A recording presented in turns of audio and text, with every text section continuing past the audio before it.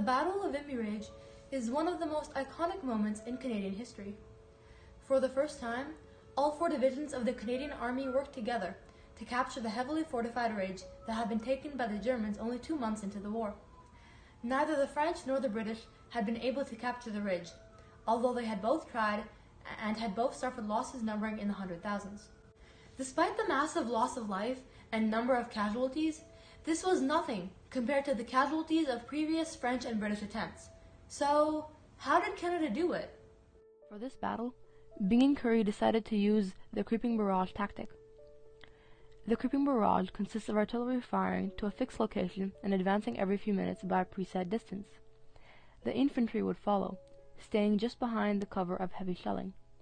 This way, the enemy would hide in the trenches to escape the shelling and wouldn't re-emerge in time to stop the infantry from occupying the land. As a bonus, the barrage would destroy barbed wire and damage communication lines. This tactic was first used by the Bulgarians in 1913 during the First Balkan War, as well as later during the Battle of Somme. The preparations for the battle were also very thorough. As training, soldiers memorized aerial photos and maps, and trained on a reconstructed terrain of Vimy Ridge until they knew the battlefield as well as the Germans. Besides that, every group of men down to even platoons, which typically averaged at only 25 people, received clear objectives. Understanding that ranking officers were likely to be shot down, soldiers were advised to learn the roles of those around them, and taking initiative was encouraged. This was a critical shift in thinking, since before then, the higher-ranking officer's word was law, and operations fell apart as soon as a leader went down or made a thoughtless decision. Along with the numerous tactical advancements, a new technology was first used on a mass-produced basis. This was the fuse number 106, which distinguished itself with its new quality of exploding at the slightest contact. This made it explode as soon as it touched the ground, instead of burrowing in the earth, which was a more effective way of cutting barbed wire, one of the top obstacles of soldiers on the front. The Battle of Vimy Ridge was successful, but very costly.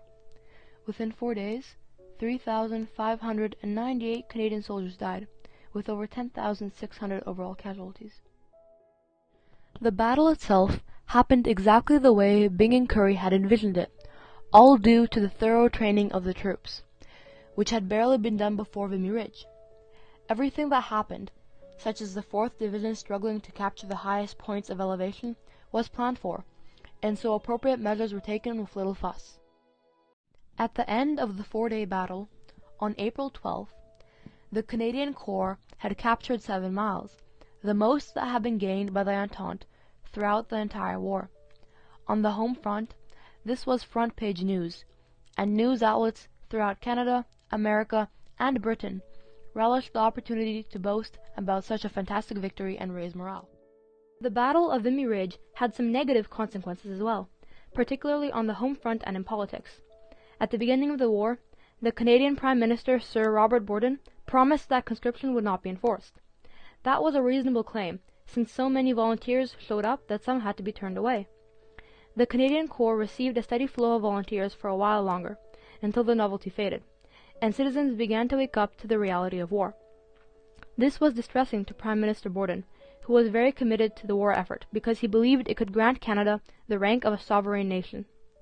In 1917, when Borden visited London to form the Imperial War Cabinet, he also visited wounded Canadians at various hospitals. While he was there, he learned that many of these men, sick and injured, would be sent back to the front lines until they were either dead or too disabled to fight. This was also where he learned about the Battle of Vimy Ridge, the victory, but the casualties too.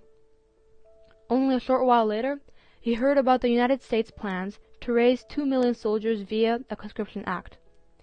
As committed as he was to the war, and as determined as he was to forge Canada into an autonomous, influential nation, he decided he could not allow Canada's contributions to falter. The reaction to the Military Service Act was violent, resulting in the Quebec City conscription riots of 1918, and becoming one of the main reasons for over a century of tense relations between French Canada and English Canada. For example, the 1970 October crisis, which resulted in the only peacetime use of the War Measures Act.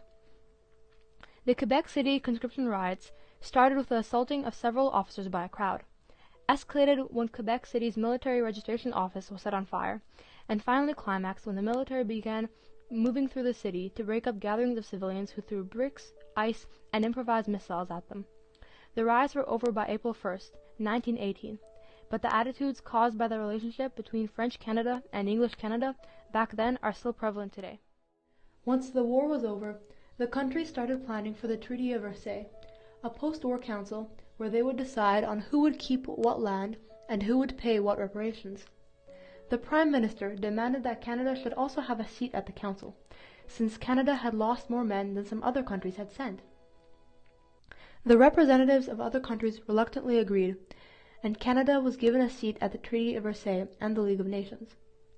That Canada had a separate seat from Britain was important, because even though Canada didn't have any votes yet, it did force others to acknowledge Canada as a sovereign nation. People had sort of acknowledged Canada before, due to what they accomplished during the war, but a separate seat made it official.